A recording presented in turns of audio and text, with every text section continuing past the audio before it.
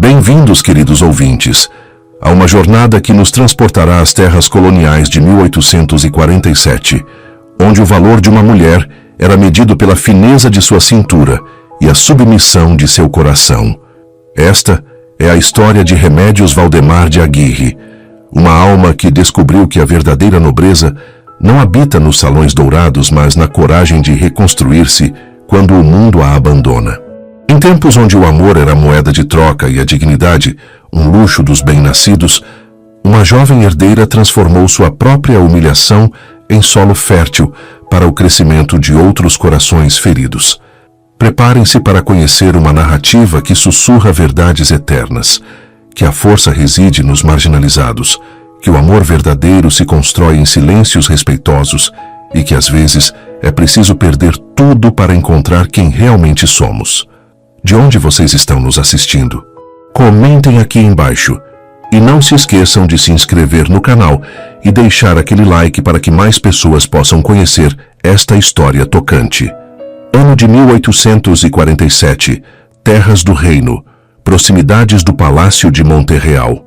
A chuva tamborilava contra as janelas de vidro do Palácio de Monterreal como lágrimas de anjos arrependidos. Nos salões onde o mármore branco refletia a luz dos candelabros em danças fantasmagóricas, Remédios Valdemar de Aguirre ajustava pela 100ª vez o corpete que nunca lhe serviria perfeitamente. Aos 19 anos, carregava o peso de um corpo que desafiava os padrões de sua época. Onde outras moças exibiam cinturas de vespa, ela possuía a robustez de um carvalho. Onde outras caminhavam como cisnes, seus passos ecoavam com a firmeza da terra. Mas em seus olhos castanhos habitava uma luz que nenhum espelho de palácio conseguia embaçar. A dignidade silenciosa de quem conhece seu próprio valor, ainda que o mundo insista em ignorá-lo. Mija, chegou sua hora, murmurou Dom Rodrigo Valdemar, seu pai, com a voz áspera como pergaminho antigo. Dom Sebastião Mendoza te observa desde a outra ponta do salão. Remédios ergueu o olhar para encontrar os olhos frios de Sebastião, um homem de 40 anos, cujo sorriso lembrava a lâmina de uma adaga. Quando ele se aproximou, o perfume de tabaco e desdém que o acompanhava fez o estômago dela se contrair.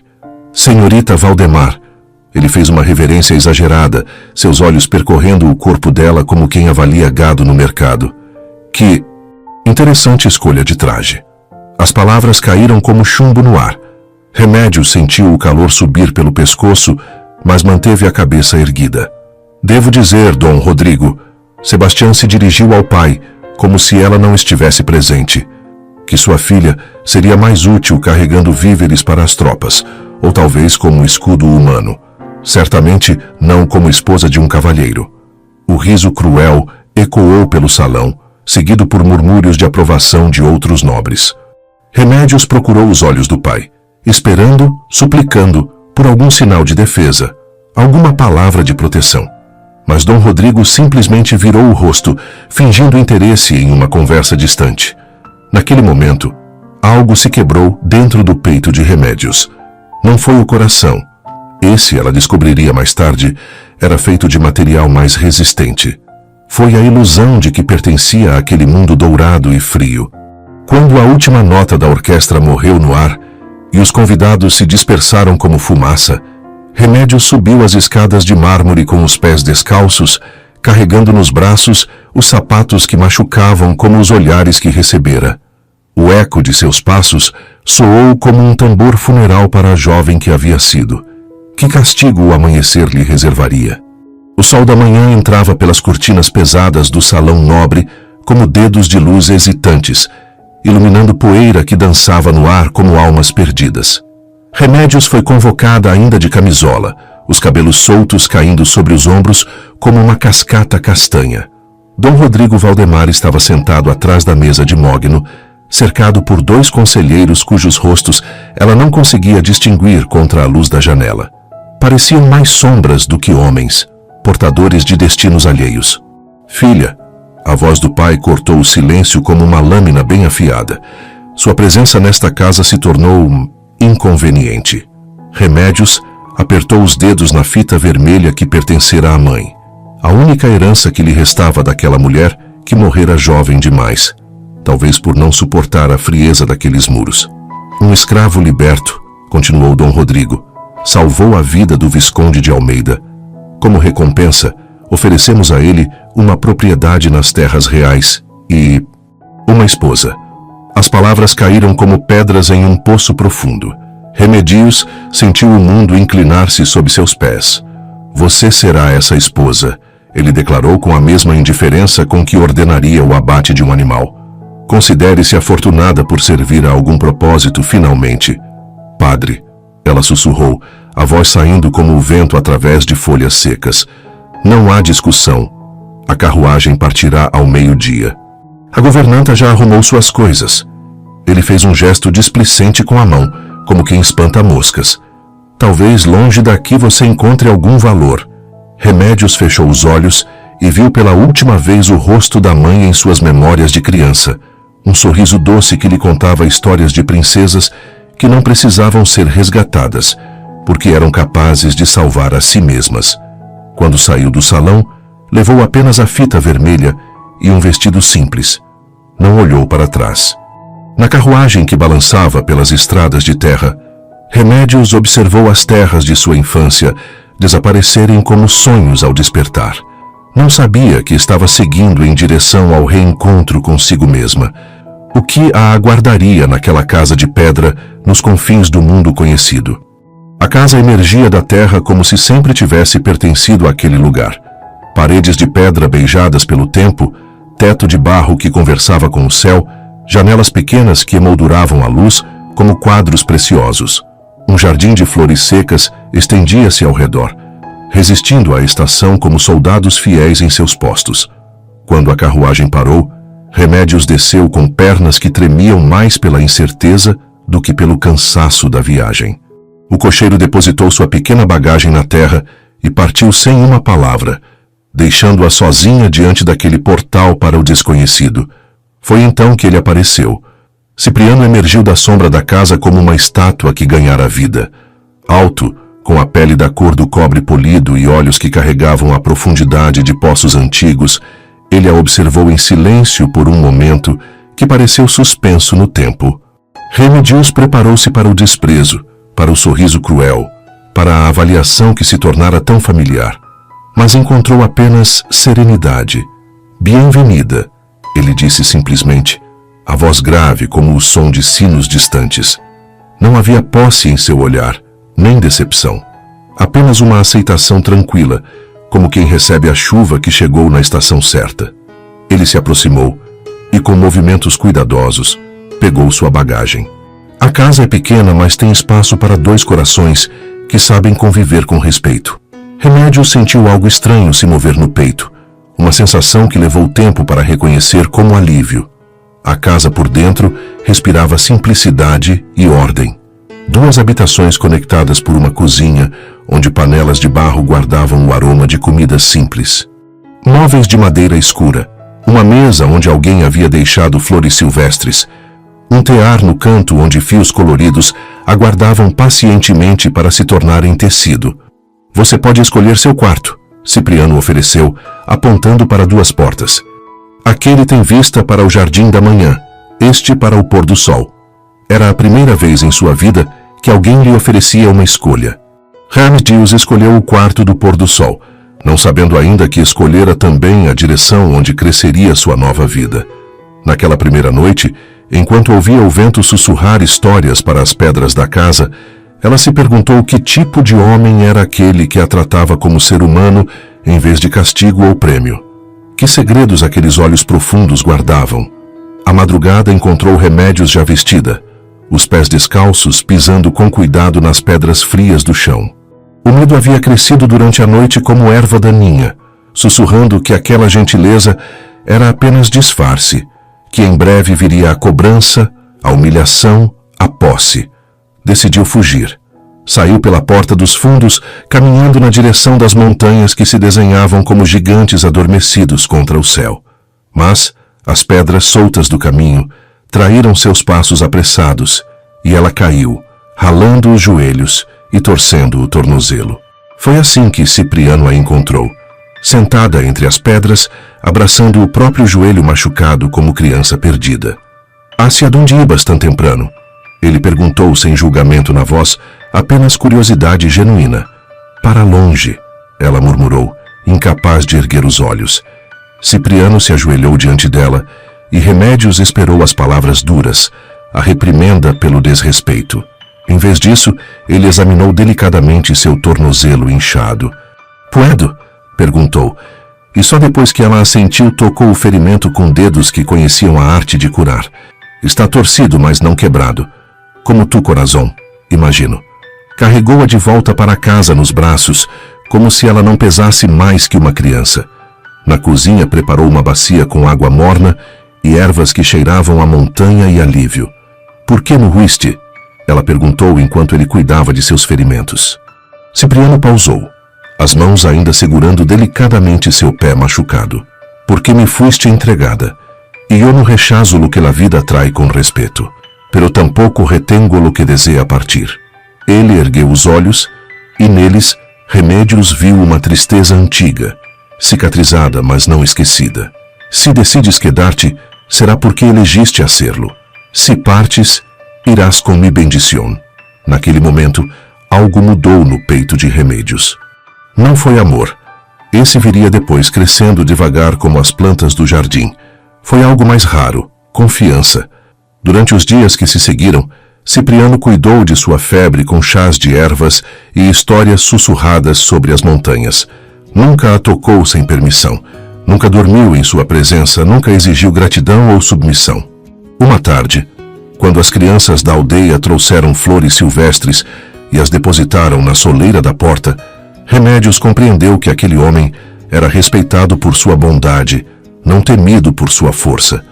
Naquela noite, encontrou sobre sua mesa de cabeceira uma pequena escultura de madeira, uma mulher dançando, os braços erguidos para o céu.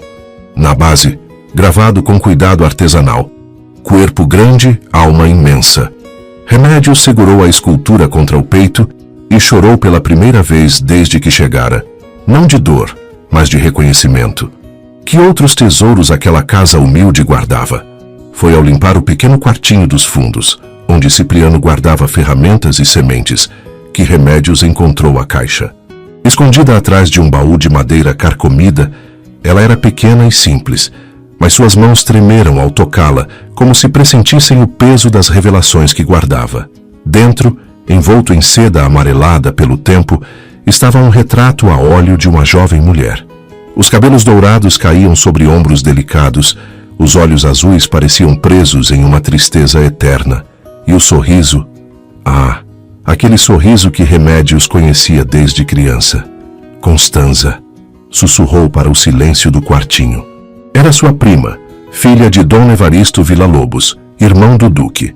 Constanza, que havia desaparecido misteriosamente 3 anos antes, enviada ao exterior segundo a família para estudar em conventos europeus. Embaixo do retrato, uma carta em caligrafia delicada. «Mi querido Cipriano, quando você ler estas palavras, eu já estarei longe. Querem nos separar. Dizem que nosso amor é impossível, que mancha a honra da família. Mas saiba que meu coração permanece seu, onde quer que me levem. Cuide da nossa...» A carta terminava abruptamente, as últimas palavras borradas por lágrimas antigas. «Encontraste ao pasado». A voz de Cipriano soou atrás dela, carregada de uma melancolia que parecia vir de muito longe. Remédios se virou, o retrato ainda nas mãos. Era ela, a mulher que amei quando era livre, ele confirmou, entrando no quartinho e fechando a porta atrás de si. Constanza de Villa-Lobos trabalhava como mensageiro del rei quando ella tinha 15 anos. Nos enamoramos como se enamoran los jóvenes, com toda el alma, sin medir consequências. Cipriano se sentou no chão de terra batida, as costas apoiadas na parede, e Remédios fez o mesmo, ainda segurando o retrato. Quando descobriram nuestro amor, me convirtieron en esclavo para separar-me de ella. Dijeron que había ultrajado a honra da familia. Suas mãos se fecharam em punhos. A ella la enviaron lejos. Nunca supe que passou después. A família disse que ela morreu em um convento na França, Remédios murmurou. mas sempre soube que havia algo estranho nesta história. Os olhos de Cipriano se encheram de lágrimas que se recusou a derramar. 3 anos esperé notícias. 3 anos me negaram hasta su recuerdo. Remédios olhou para o retrato e depois para Cipriano, e uma pergunta cruel nasceu em seu peito. Sois solo na sombra de ela para ti? Cipriano ergueu os olhos, e neles ela viu uma honestidade que cortava como navalha afiada. No lo sé, ele admitiu, pero sei que não é justo contigo pensar em sombras quando tienes tu própria luz. Naquela noite, Remédios guardou o retrato em seu próprio quarto. Não por ciúme, mas porque pressentiu que Constanza ainda tinha uma história para contar. Que segredos a família Valdemar Villa-Lobos ainda escondiam nas sombras douradas de seus palácios. O retrato de Constanza pesava como chumbo na bagagem simples que Remédios carregava de volta ao palácio de Monte-Real. 3 semanas haviam se passado desde sua expulsão, e ela retornava transformada, não mais a jovem que buscava a aprovação, mas uma mulher que havia encontrado sua própria voz. Vestia uma túnica simples de algodão cru que ela mesma havia costurado, os cabelos presos em uma trança singela, nos pés, sandálias de couro que Cipriano havia feito para ela. Nenhuma joia, nenhum ornamento, apenas a fita vermelha da mãe amarrada no pulso, como uma bandeira de batalha. O salão nobre estava repleto para o jantar semanal da família. Dom Rodrigo presidia a mesa, rodeado por Soledade e Amparo, suas outras filhas, e pelos cunhados que se curvavam como flores sedentas diante de sua riqueza. Dom Evaristo Villa-Lobos, irmão do duque e pai de Constanza, ocupava o lugar de honra à direita do patriarca. Quando Remédios entrou, o silêncio caiu sobre o salão como uma mortalha. Que significa esta intrusión? Dom Rodrigo se levantou, o rosto vermelho de indignação. Como te atreves a volver depois de tua... entrega? Remédios caminhou até o centro do salão, seus passos ecoando no mármore como tambores de guerra. Retirou o retrato de Constanza da bagagem e o ergueu para que todos pudessem ver. Vim a devolver algo que encontré, anunciou, sua voz clara como cristal quebrado. O que pertence à família Villa-Lobos. Dom Evaristo empalideceu, como se tivesse visto um fantasma. ¿Dónde encontraste eso? Ele sussurrou. En la casa del hombre que tú condenaste a la esclavitud por amar tu hija. Remédios respondeu, caminhando en direção à mesa principal. El mismo hombre que ahora es mi esposo por tua crueldad. Esa criatura delira. Dom Rodrigo tentou interromper, mas Remédios continuou implacável. Constanza não morreu em um convento francês, ela declarou, observando os rostos ao redor da mesa empalidecerem. Vocês a enviaram para longe porque carregava uma criança. A criança de Cipriano. Mentira! Dom Evaristo gritou, mas sua voz tremia. Donde está ela? Remédios perguntou, aproximando-se dele como um juiz diante do acusado. Donde está minha prima Constanza? E donde está sua hija?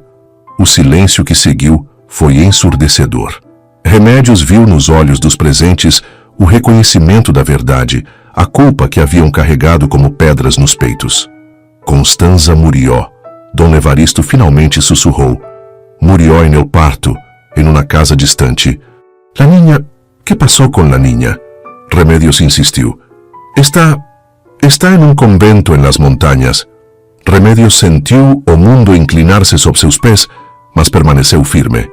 Ustedes separaron a una familia, condenaron a un hombre inocente, mataron el amor de 2 jóvenes e escondieron uma criança para preservar su maldito orgulho.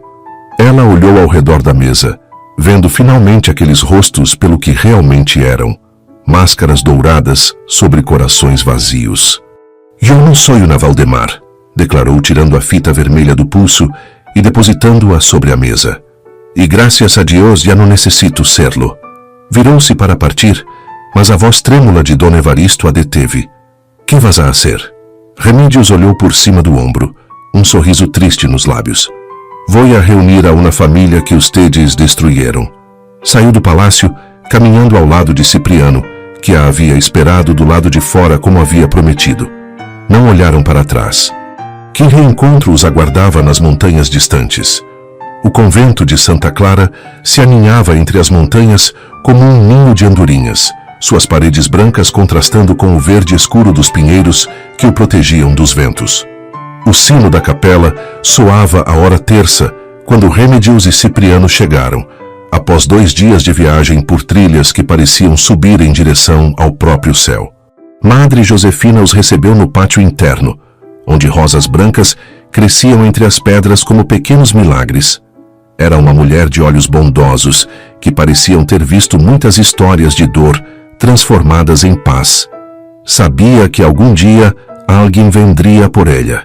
Disse simplesmente após ouvir a história que Remigius e Cipriano contaram com vozes entrelaçadas. Como está?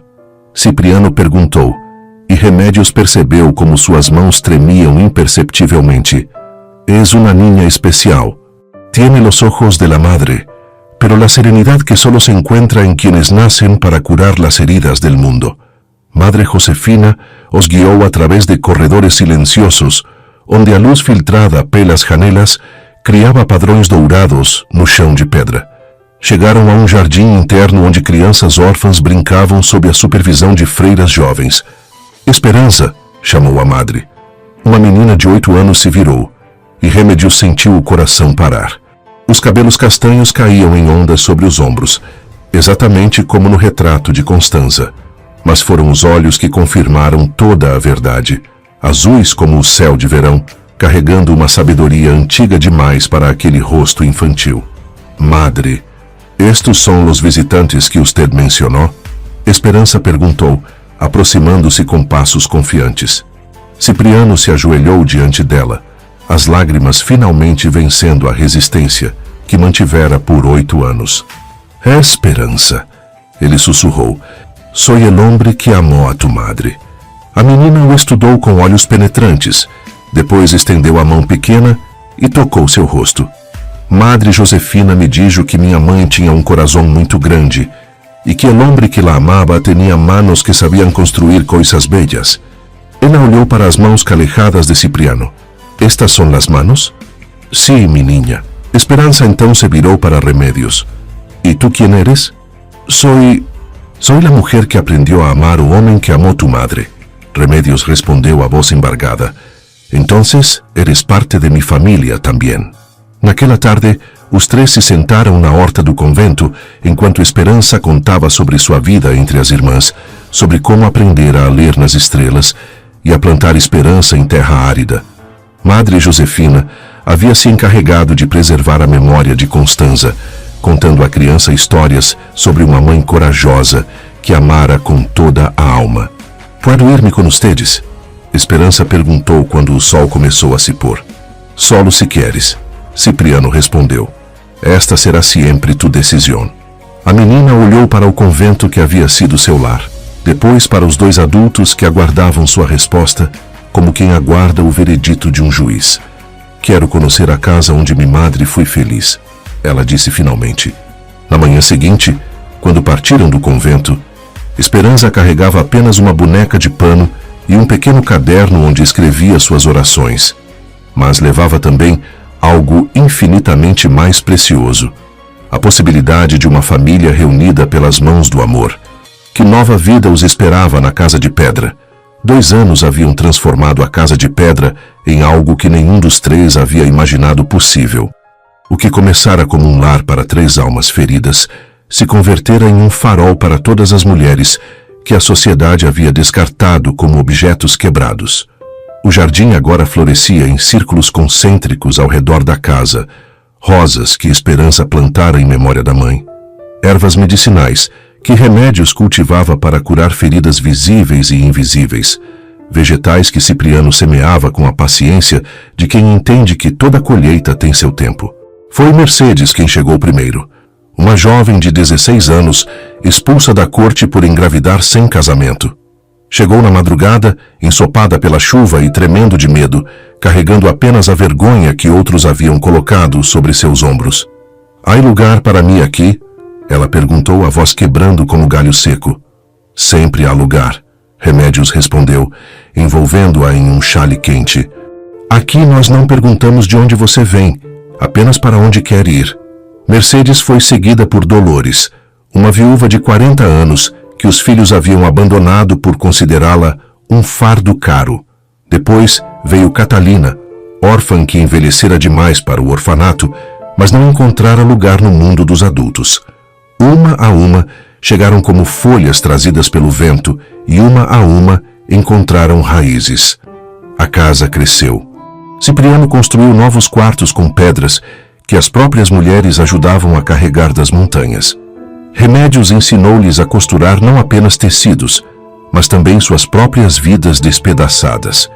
Esperança, que agora tinha 10 anos, se tornara a professora das crianças menores que chegavam, ensinando-lhes a ler usando as estrelas como alfabeto. "Como vamos a nos sustentar?", perguntou Mercedes certa manhã, olhando para as 15 mulheres que agora compartilhavam o café da manhã no pátio. Foi então que Remédios teve a ideia que mudaria tudo. "Vamos fazer aquilo que sabemos fazer melhor", ela anunciou. "Vamos transformar."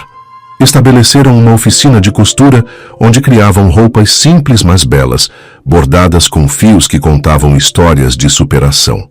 Montaram um forno de barro onde assavam pães que tinham o sabor da dignidade reconquistada. Preparavam sabões com ervas do jardim que não apenas limpavam a pele, mas também pareciam lavar as mágoas da alma. Os produtos eram vendidos na feira da aldeia mais próxima e logo a reputação do Refúgio de la Esperança se espalhou como sementes no vento. Mas não era apenas o comércio que sustentava aquele lugar. Era a rede de solidariedade que se formara entre mulheres que haviam aprendido que a força verdadeira não está em competir umas com as outras, mas em erguer-se juntas. Esperança cresceu, chamando Cipriano de Abuelo del Corazón e Remédios de Mamá. Para ela, família não era uma questão de sangue, mas de escolha diária de se importar, de cuidar, de estar presente. No final do segundo ano, Remédios pintou um mural na parede principal da casa. Retratos de todas as mulheres que haviam passado por ali, cada uma com sua história de dor transformada em força. No centro, escreveu em letras douradas: "Donde no hubo lugar creamos suelo." Esperança, observando o mural sendo pintado, fez uma pergunta que tocou o coração de todos. "Mi mamá Constanza também pode estar aqui?"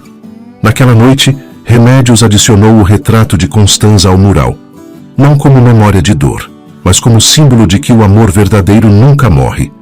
Apenas se transforma, crescendo como árvore que abriga outros pássaros em seus galhos. Que futuro aquelas raízes profundas permitiriam florescer? Foi ao limpar o sótão do convento, preparando-o para receber mais órfãs, que Madre Josefina encontrou a carta. Escondida entre páginas de um livro de orações antigo, a caligrafia delicada de Constanza saltou do papel amarelado como voz que atravessa o tempo. A madre leu uma vez, depois outra, os olhos se enchendo de lágrimas que não derramava há anos. Então selou novamente a carta e empreendeu a viagem até o Refúgio de la Esperança, carregando nas mãos o último presente que uma mãe morta poderia dar à filha viva.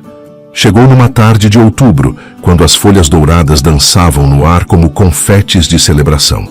Esperança, agora com 11 anos, a recebeu no portão com um sorriso que iluminava todo o rosto. "Madre Josefina, vine para ver nuestro jardim nuevo?" "Vine por algo mais importante, querida niña." A freira respondeu, tocando carinhosamente o rosto da menina. "Vine para completar uma história." No salão principal da casa, rodeada por Remédios, Cipriano e as outras mulheres do refúgio, Madre Josefina estendeu a carta para a Esperança. "Tu madre escreveu esto pouco antes de morir", explicou. "Queria que tu la leyeras quando fueras lo suficientemente maior para entender." Com mãos trêmulas, Esperança abriu a carta. A voz que saiu de sua garganta era a de uma criança, mas as palavras que leu pertenciam a uma mulher que havia amado além da morte. "Mi querida Esperança, se estás leyendo estas palavras, significa que mi tiempo en este mundo llegó a su fin, pero también significa que tú continuaste creciendo, floreciendo como la rosa que plantamos en mi corazón en el momento en que supe que existías. Quiero que sepas que tu nacimiento no fue castigo, sino bendición, que el amor que te creó era tan verdadero que ni la muerte puede quebrarlo. Tu padre Cipriano es un hombre de manos bondadosas y corazón de oro.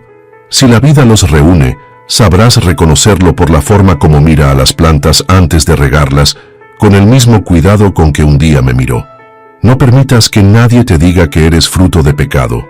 Eres fruto de amor, y el amor jamás puede ser pecado. Crece como flor silvestre, fuerte, libre, bella por derecho propio. Y si algún día alguien trata de podarte para que te ajustes a sus jardines pequeños, recuerda que tu lugar es el mundo entero. Con todo mi amor para toda la vida, tu madre que te ama desde las estrellas. Constanza. Quando Esperança terminou de ler, o silêncio que caiu sobre o salão estava carregado de uma emoção que transcendia palavras. Cipriano chorava abertamente, as lágrimas lavando anos de culpa que não deveria ter carregado. Remédios sentia como se Constanza tivesse finalmente encontrado paz.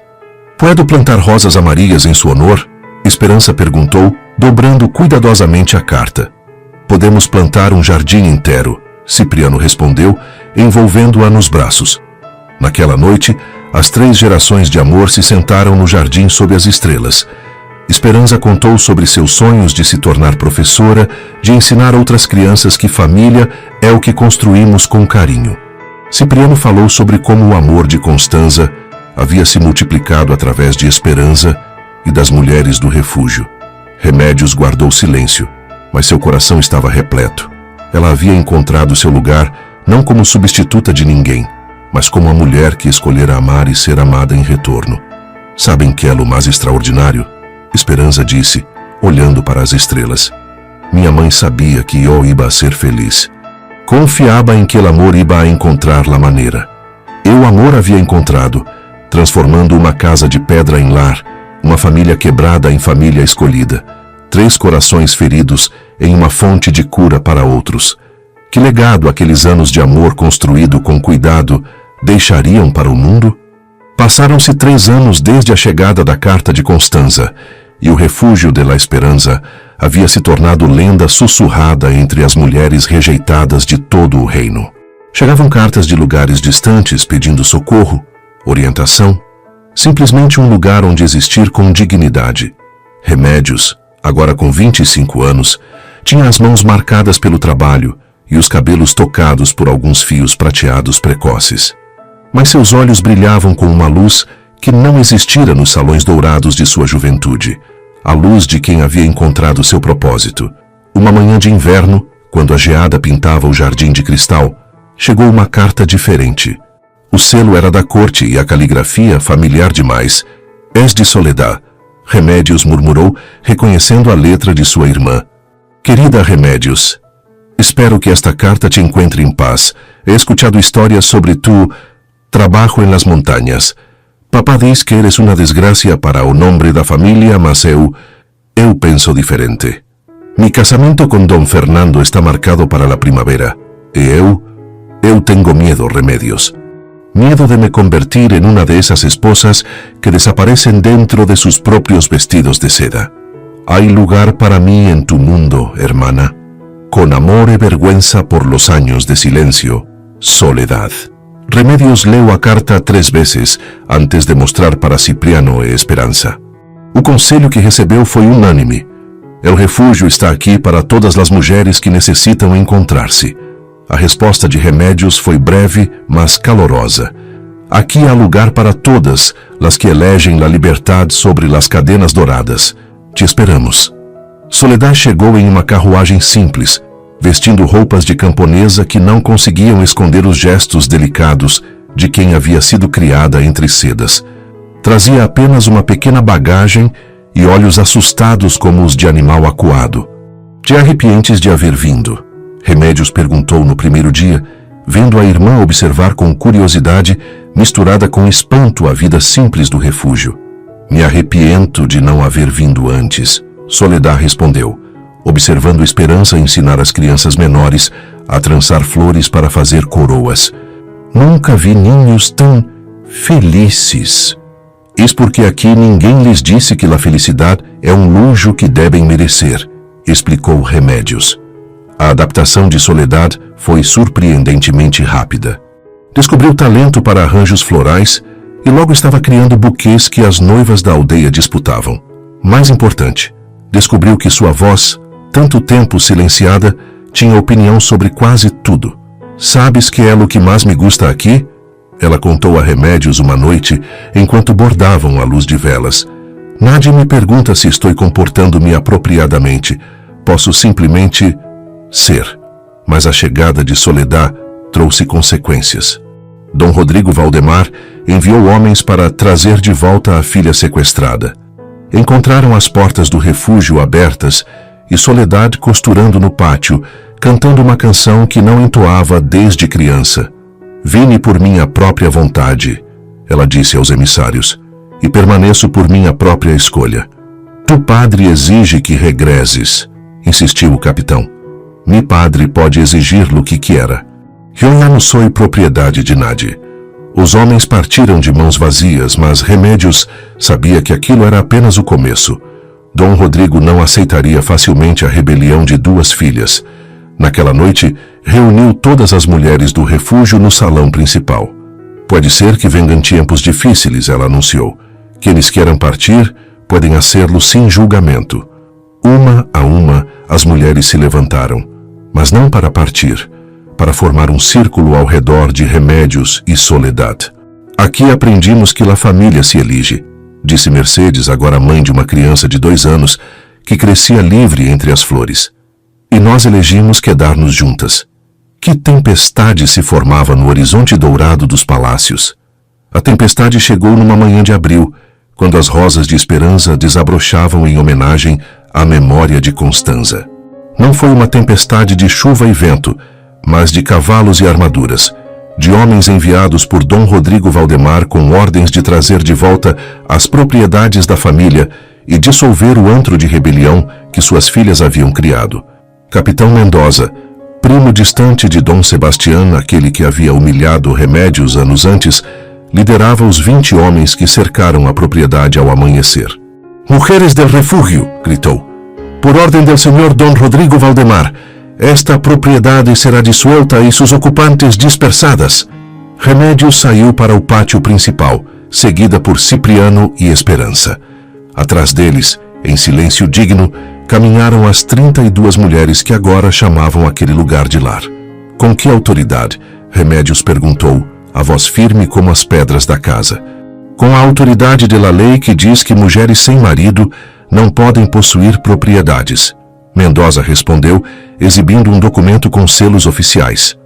Esta propriedade pertence a Cipriano, Soledad interveio, saindo da multidão de mulheres. E ele é um homem livre, um ex-escravo, Mendoza cuspiu, que recebeu estas terras como pagamento por serviços. Pode ser revogado.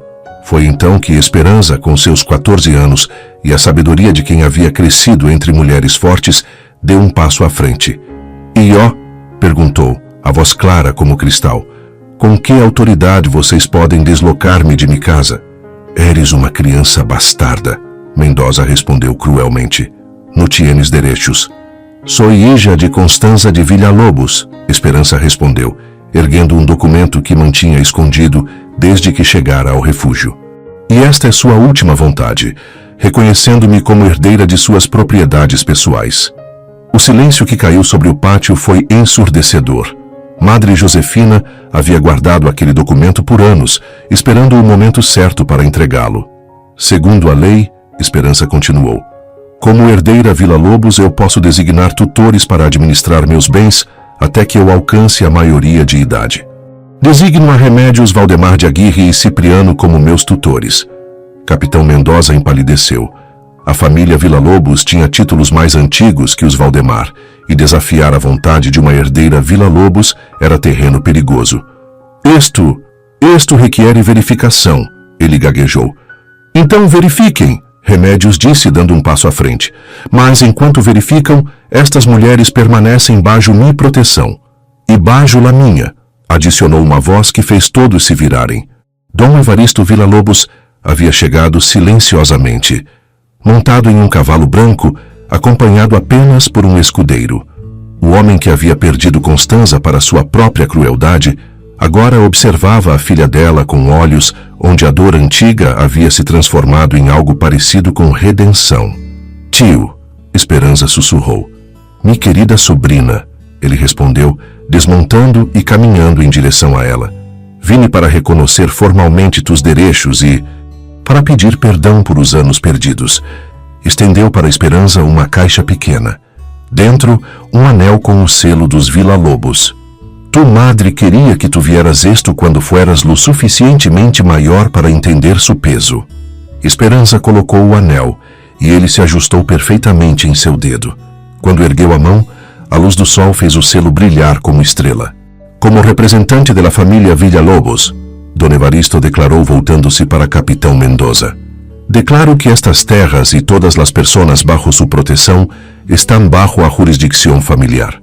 Qualquer ação contra elas será considerada ação contra minha casa. Mendoza não teve escolha senão retirar-se com seus homens, mas seus olhos prometiam que aquela não seria a última tentativa. Quando os cavalos desapareceram na distância, Don Evaristo se aproximou de Remédios. Puedes perdonar a um viejo tonto que destruyó la felicidade de su própria hija. El perdão não é meu para dar, Remédios respondeu, pero Constanza habla a través de sua filha, e ela parece haver herdado um coração grande. Esperança se aproximou do tio com a maturidade de quem havia crescido rápido demais. Queres ver o jardim que plantamos para ela? Naquela tarde, Don Evaristo plantou com as próprias mãos uma roseira ao lado das outras, e pela primeira vez em 8 anos, permitiu-se chorar por Constanza. Que novos desafios testariam as raízes que haviam crescido tão profundas? O eco da confrontação com Capitão Mendoza reverberou pelos salões de pedra e mármore de todo o reino como ondas em um lago tranquilo. A notícia de que mulheres haviam desafiado a autoridade masculina e vencido espalhou-se sussurrada entre damas de companhia, gritada nas cozinhas dos palácios, murmurada nos mercados, onde vendedeiras trocavam histórias junto com moedas. O refúgio de La Esperança se tornou algo mais que um lar para os rejeitados. Transformou-se em símbolo. Cartas chegavam diariamente, não apenas pedindo socorro, mas contando histórias de outras mulheres que haviam encontrado coragem para tomar suas próprias decisões. Mira isto, Esperança disse uma manhã, segurando uma carta que havia chegado da capital. Uma mulher que deixou o marido violento e agora trabalha como escriba real. E esta, Soledade adicionou, mostrando outra correspondência. Uma viúva que abriu uma escola para meninas em vez de aceitar um segundo casamento arranjado. Remédios observava a pilha crescente de cartas com uma mistura de orgulho e preocupação. Cada história de libertação era uma vitória, mas também um desafio direto à ordem estabelecida. A preocupação se materializou numa tarde de verão, quando uma carruagem elegante parou diante do portão. Dela desceu uma mulher que Remédios reconheceu imediatamente, Condessa Isabela de Montalvo, uma das damas mais influentes da corte. Senhora Remédios, a condessa cumprimentou formalmente. Vengo em missão oficial.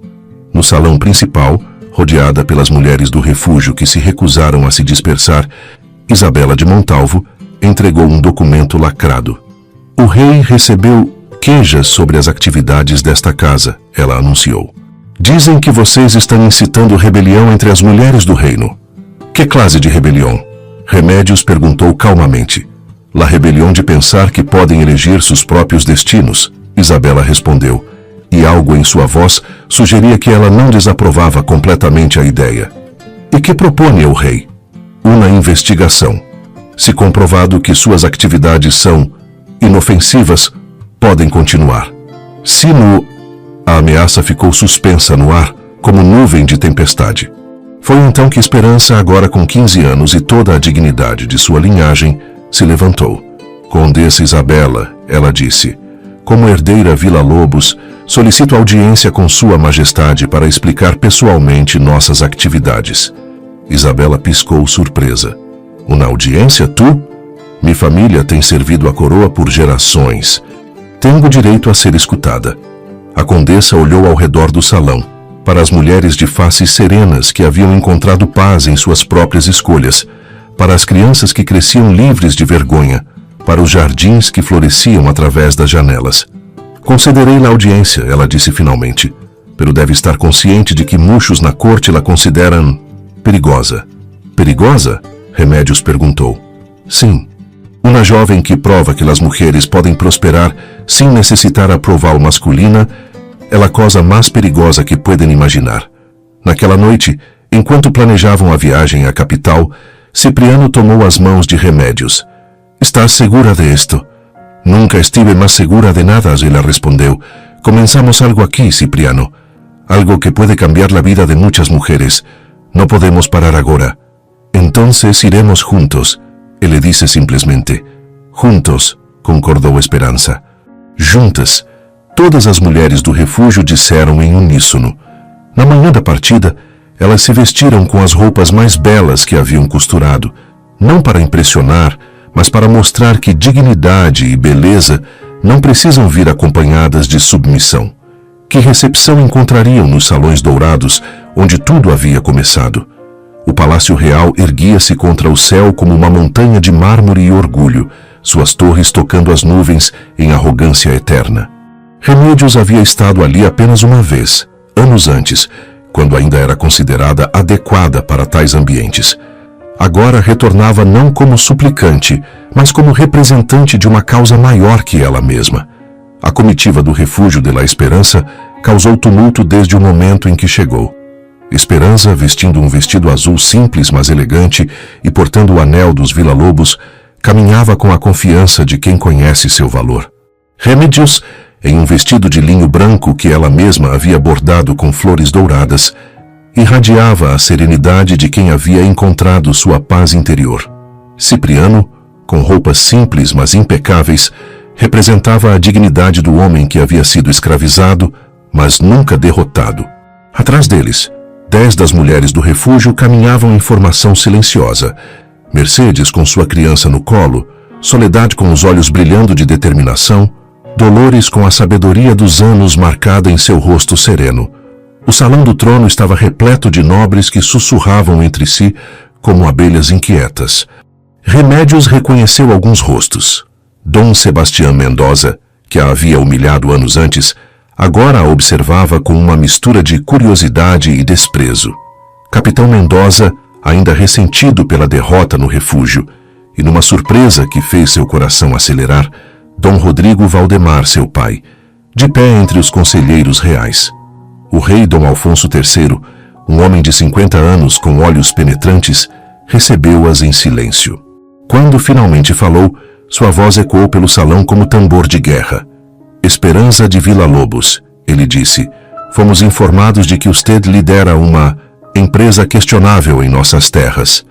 Esperança deu um passo à frente e Remédios sentiu o orgulho expandir-se em seu peito como sol nascente.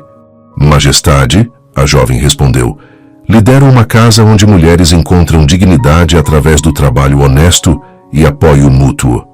E esta dignidade inclui desafiar a autoridade paterna? Perguntou o rei, olhando significativamente para Remédios e Soledad.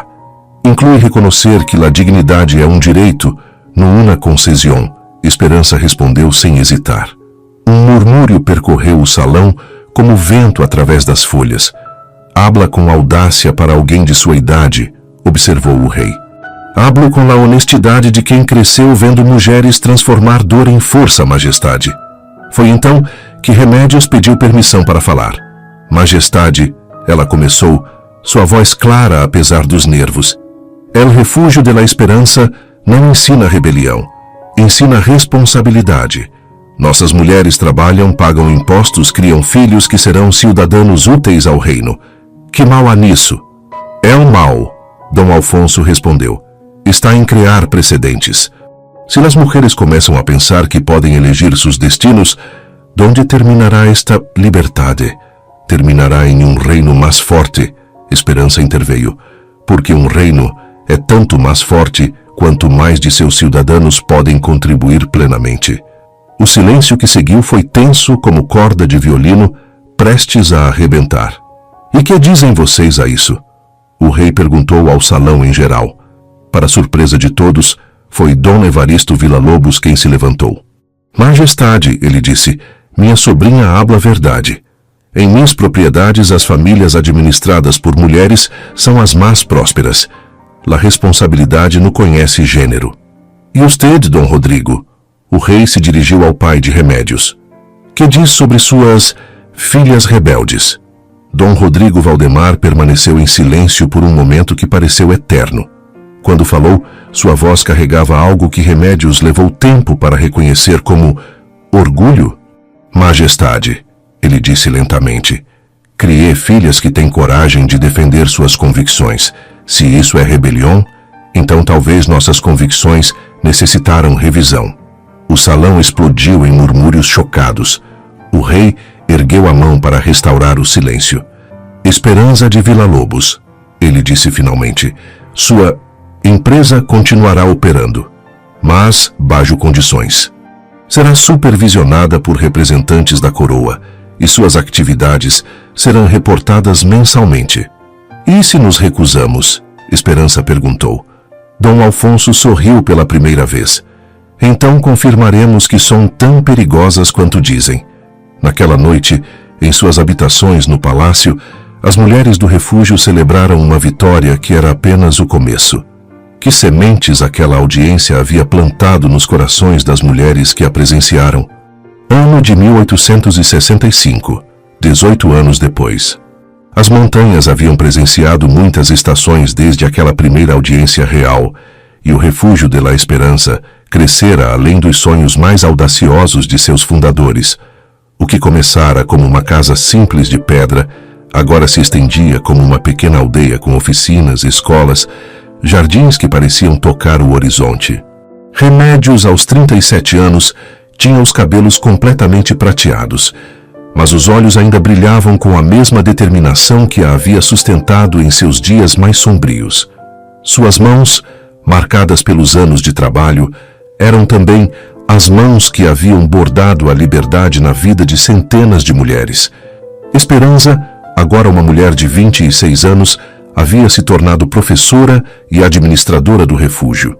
Casara-se no ano anterior com João, um jovem médico que chegara para trabalhar na enfermaria do refúgio e permanecera pelo amor que encontrou não apenas em Esperança, mas na causa que ela representava. Cipriano, aos 54 anos, movia-se mais lentamente, mas ainda era o primeiro a despertar para cuidar dos jardins. Suas mãos já haviam plantado milhares de árvores, cada uma representando uma vida transformada. Amanhã encontrava Remédios em seu lugar favorito, um banco de pedra no centro do jardim memorial, rodeada pelas roseiras que haviam crescido em homenagem a todas as mulheres que passaram por ali. O mural na parede principal da casa agora se estendia por toda a extensão do edifício, um tapete de rostos e histórias que contavam a jornada de dor para a Esperança. Em que pensas, mamã? Esperança perguntou, sentando-se ao lado dela com o próprio bebê no colo, uma menina de 6 meses que havia herdado os olhos azuis da bisavó Constanza. Penso em ciclos, Remédios respondeu, tocando delicadamente o pé da criança. Em como as coisas que pareciam fim eram apenas começo. As duas observaram em silêncio as mulheres que trabalhavam nos jardins. Algumas eram antigas residentes que haviam escolhido permanecer e dedicar suas vidas ao refúgio.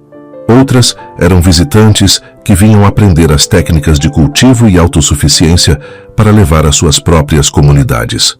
Sabes que me disse Dom Evaristo ontem? Esperança comentou. Que recebeu uma carta del rei. Ao parecer, há 5 refúgios similares operando em outras províncias, todos inspirados en el nuestro.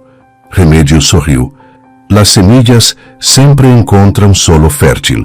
Foi naquele momento que viram Soledad se aproximando, acompanhada por uma jovem de aproximadamente 18 anos, uma menina de olhos assustados e roupas que delatavam origem nobre.